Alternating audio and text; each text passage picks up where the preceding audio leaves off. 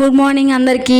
So ఈరోజు Saturday రోజు సింపుల్గా ఇలా పూజ చేసుకున్నాను అనుకుంటాం, కానీ ఇంటి దగ్గర ఉంటే అస్సలు పని అవ్వదు.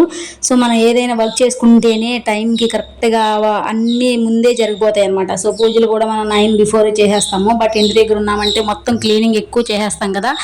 సో ఆ క్లీనింగ్ చేసి ఇల్లంతా శుభ్రం చేసేసుకుని ఈ రోజు అయితే పూజ అయ్యేసరికి నాకు ఆల్మోస్ట్ 10:30 దాటేసింది.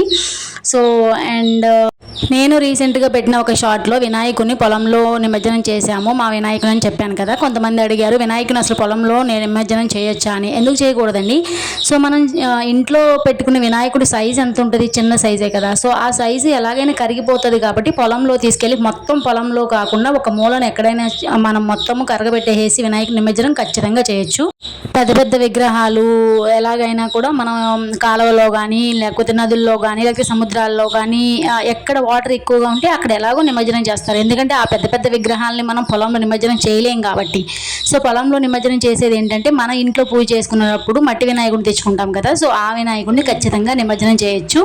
అండ్ ఇంకొక నమ్మకం ఏంటంటే అలా నిమజ్జనం చేయడం వల్ల పంట బాగా పండుతుందని చెప్పేసి మేము చిన్నప్పటి నుంచి అయితే అలాగే చేస్తాము. సో 3 days కానీ 1 day కానీ 5 days కానీ ఇంట్లో పూజ చేసుకున్న తర్వాత తీసుకువెళ్ళి పొలంలో నిమజ్జనం చేస్తామన్నమాట. డౌట్ క్లారిఫై అయిపోయిందిగా. సబ్స్క్రైబ్ చేసుకుని వెళ్ళండి ఫ్రెండ్స్. Thank you, bye.